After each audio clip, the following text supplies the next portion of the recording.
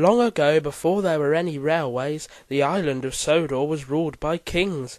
The greatest king of Sodor was King Godred. He protected the island from invaders with the help of his gallant knights in armour.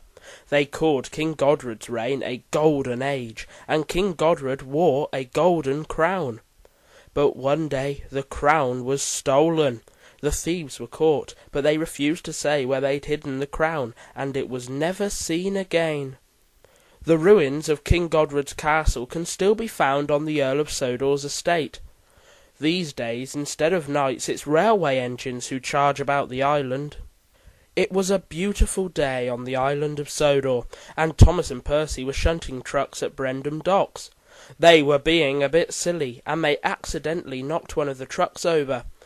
A crate fell off, and a suit of armour fell out. Thomas and Percy had never seen a suit of armour before. "I hope you haven't damaged it," Cranky tutted. Two men checked it over, but it was fine. Who does it belong to? Thomas wondered, but nobody knew. It was a mystery.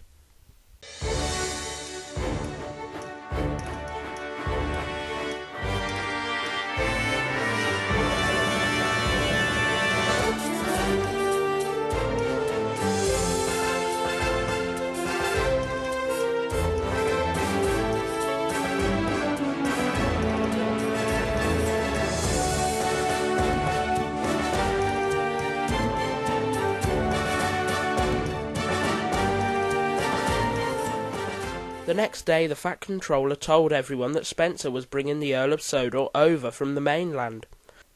Thomas and his friends were sent to the washdown. Then they helped to tidy up Sodor and decorate Knapford Station. Everyone gathered at the station to wait for the Earl. Finally Spencer arrived, and the Earl stepped out of a carriage. "A celebration? Splendid!" he beamed. "You carry on, I didn't mean to interrupt." The Earl got back into Spencer's coach before the Fat Controller could explain that the party was for him. "I promised Millie I'd be at the estate by 2. Enjoy your party," the Earl said cheerily, and with a wave he was off. Oh dear, everyone was very disappointed. And who was Millie? The next morning the Fat Controller sent Thomas to the Earl's estate with a special delivery. The mysterious Millie was there to help Thomas unload the crates. Millie was the Earl's engine. She had been stuck in her shed while the Earl had been away, which is why nobody had ever seen her. She was very pleased to be out and helping. She jumped forward in excitement, and a crate slid off her truck. It broke open, and the suit of armour fell out again. "Oh no!" Thomas wheezed. "No harm done," said the Earl. "This suit of armour is very old and precious, but it is also strong." Thomas and Millie were very relieved. The workmen sat the suit of armour in Millie's truck beside the Earl. The Earl put his arm around it to hold it steady. They did look funny. "If only I had King Godred's golden crown," sighed the Earl. "That's the one thing missing to complete my surprise."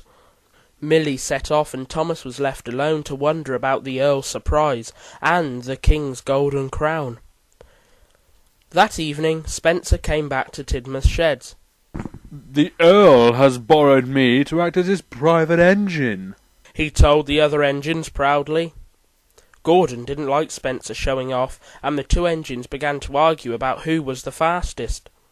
"Maybe you should have a race," Percy suggested. The next morning Gordon and Spencer raced out of Knapford Station. Spencer set off before anybody said go, which Gordon thought was very unfair. He hurried after Spencer, and was just catching up when Spencer pulled off the main line. "I'm afraid I have to be really useful now. Perhaps we can have a proper race another day," Spencer called. Back at Knapford Station, Toby arrived with a very important message. "Henry's broken down," he told the other engines. "The Fat Controller wants Percy to pull his heavy goods train to the Earl's estate." Percy was very excited, and he puffed off proudly to collect the train from Brendam docks. At the docks, Percy met James and Thomas. They'd both been asked to take the heavy goods train to the Earl's estate too. The three engines began to argue. Then they saw the Fat Controller. "Please, sir, who would you like to pull this heavy goods train?" Thomas asked. The Fat Controller chuckled. "All of you, of course. This train is much too heavy for any of you to pull alone." So Percy, Thomas and James were coupled up to the trucks, and they set off for the Earl's estate. When they arrived, they saw new rails, stone and building materials everywhere. Then Thomas spotted his old friend Jack, the front loader. I'm helping the Earl. He's restoring Ulfstead Castle, Jack told Thomas. "Fizzling fireboxes!" Thomas exclaimed. That was exciting news. Millie arrived with the Earl, and the heavy goods train was split up. Then the Earl spotted a crate with a funnel sticking out of it. "That crate was meant to go to the steamworks," he said. "What is it, sir?" Thomas asked. James and Percy were curious too, so the Earl said they could all take it to the steamworks together, and then he would show them what was inside. At the steamworks, Victor was surprised when Thomas, James and Percy arrived. What is this thing in the crate that takes so many engines to deliver? He chuckled. The Earl jumped down from Thomas's cab with a smile. The engines watched as the crate was lifted off by the crane and opened to reveal a very old, rusty engine. "Meet my friend, Stephen!" The Earl smiled. "I've never seen an engine like you before," Percy gasped. Stephen looked very different from the engines on Sodor. Stephen smiled. You mean an engine with woodworm and rust holes?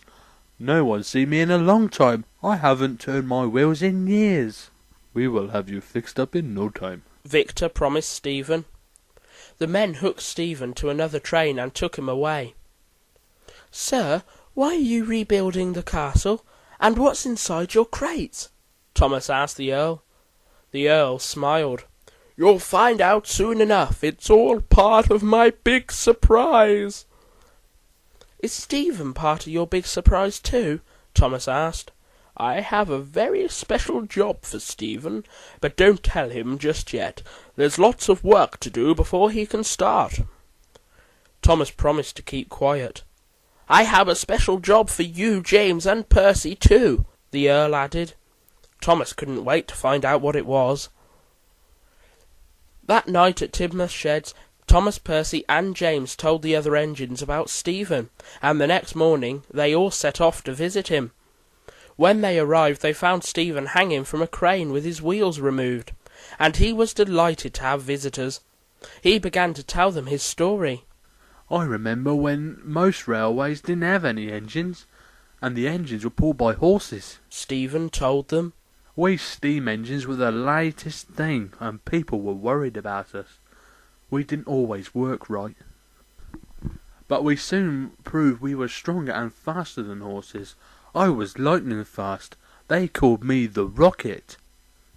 I worked at mines and later at the docks. I could pull 4 wagons at once. But you new engines are so fast and so strong, that's why I don't work anymore. He chuckled. Over the next few weeks, Stephen's funnel was straightened, his boiler was repaired, and he was given a fresh coat of paint. Finally, Stephen was finished. "Now you look really useful again," Thomas told him. And it was time for Thomas, Percy and James to go to the Earl's estate to find out what their special job was. You're so lucky, Thomas, Stephen said sadly. Being useful is very important. Thomas wanted Stephen to be happy. "The Earl has a special job for you too," Thomas promised him. Stephen was very excited about his special job. He asked everyone at the steamworks what it was, but nobody knew. So like a brave knight of old, Stephen set off on a quest to find it. Stephen went to Brendam Docks, where he met Paxton, Diesel and Cranky. I'm looking for my new job, Stephen told them. "This is no place for an engine like you," Cranky said. Poor Stephen felt disappointed, but if his new job wasn't at Brendam Docks, he'd just have to continue on his quest to find it. Gordon was hurrying along the main line when Spencer pulled up alongside him. Spencer raced ahead, and Gordon sped up to catch him. Racing again, are we? Spencer called. Yes, and no slipping off into a siding this time, Gordon replied, but then Gordon saw Stephen on the track ahead of him. Gordon slammed on his brakes while Spencer raced ahead on the other line. I'll win again, Spencer jeered. Gordon was very cross.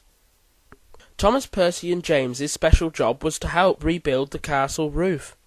The 3 engines worked together to raise the beams, but it was hard to concentrate because they were all so excited. Thomas pulled too far forwards, and a roof beam crashed to the ground. Nobody was hurt, but everybody got covered in dust. James was grumpy, but there was no time to go to the washdown. They had to carry on with their work, or the castle wouldn't be ready in time for the grand opening. At last the roof was finished. "I am very proud of you. You all worked marvellously together," the Earl told the 3 engines. "Soon everything will be ready for the big surprise." "I bet I know what it is," said Percy. "Are you the King of Sodor, sir?" "No, Percy, I'm not the King of Sodor," the Earl laughed. "Then what is the surprise?" Percy asked. "Come outside and I'll show you," the Earl replied. Outside, Thomas, James and Percy watched as the Earl's crates were unpacked. There were thrones, flags, statues, shields, and suits of armour from all over the world. "I'm reopening Ulfstead Castle to the public. The visitors will come to see my collection of medieval treasures," the Earl said. "The only thing missing is King Godred's golden crown." "Stephen is going to be the castle guide," Millie told Thomas. "You can tell Stephen about his new job now," the Earl said. Thomas blushed. He shouldn't have told Stephen anything.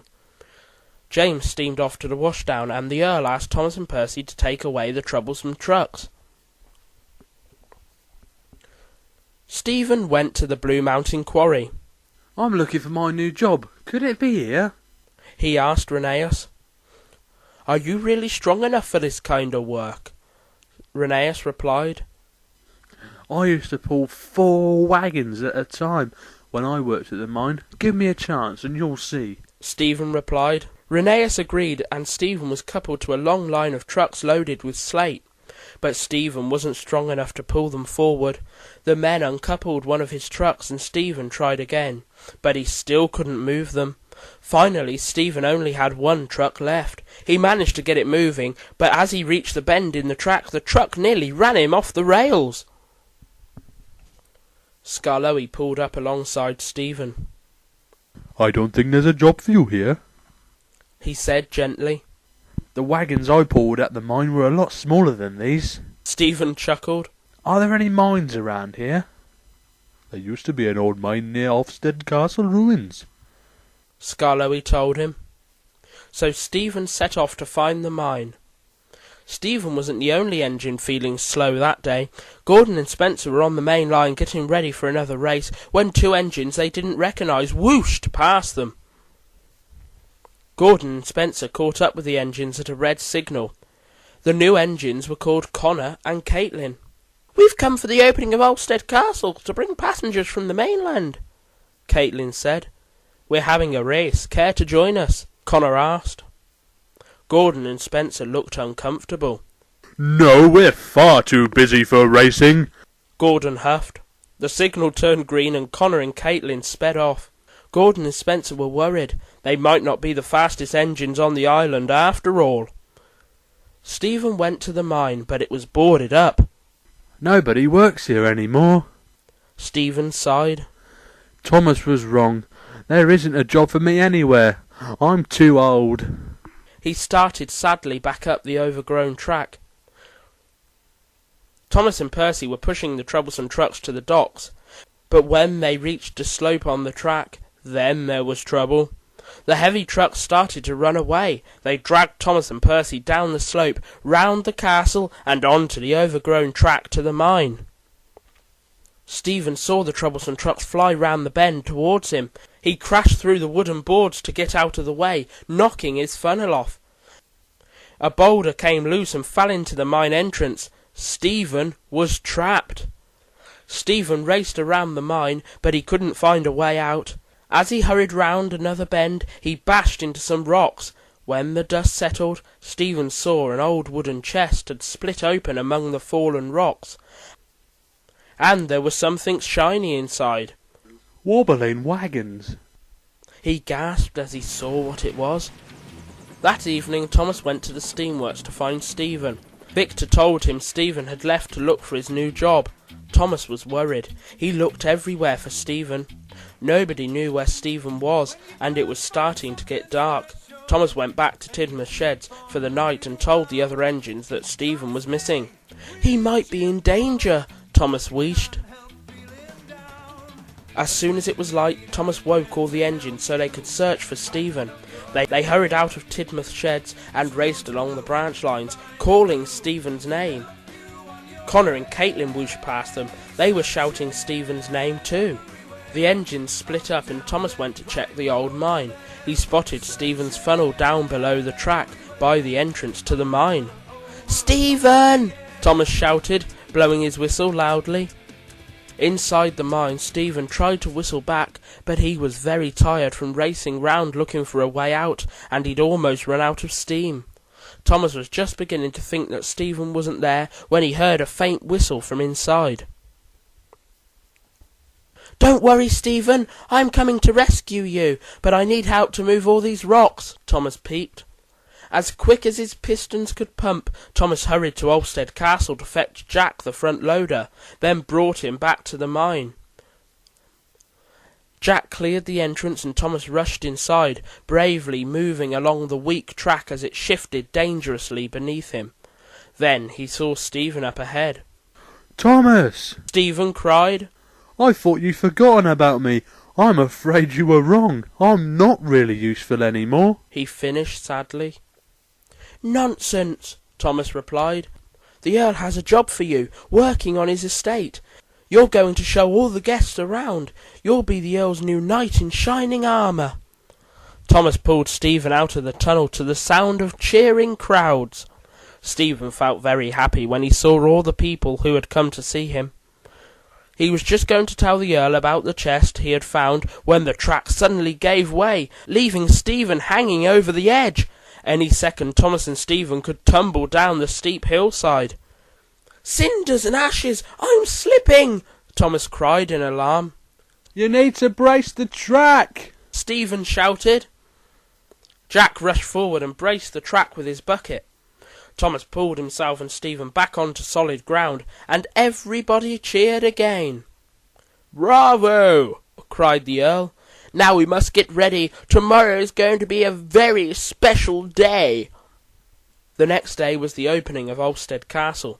Stephen came out to a special fanfare, proudly pulling some open coaches. And the Earl was in Stephen's cab, wearing the suit of armour. The Earl climbed down and lifted his visor. "Ladies and gentlemen, engines and coaches," he began, "I'd like to welcome you all to Ulfstead Castle." The Earl turned to Stephen. "This is my very special steam engine, Stephen." Thomas, James and Percy whistled proudly. "Stephen is an expert on history," the Earl continued with a smile. "He'll be more than happy to show you around Ulfstead Castle. And Stephen has found something I thought was lost forever." Two men appeared, carrying the old wooden chest Stephen had found in the mine. They set it down in front of the Earl, who opened it and took out a shiny object. "King Godred's golden crown," the Earl announced, holding it up. Everyone cheered. The top of Stephen's funnel had been painted to look like a golden crown too, and the Earl had one more surprise to reveal.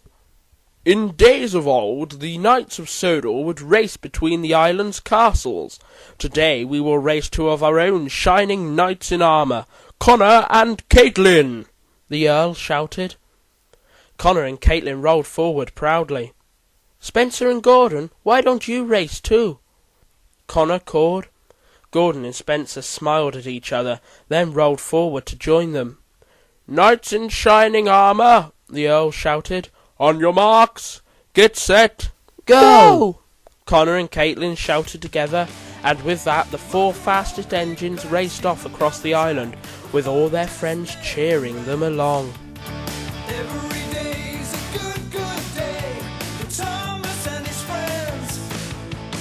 Steady, steady, steady, everybody's getting ready. The steam team leads the way. It's a very special day. It's getting better and better.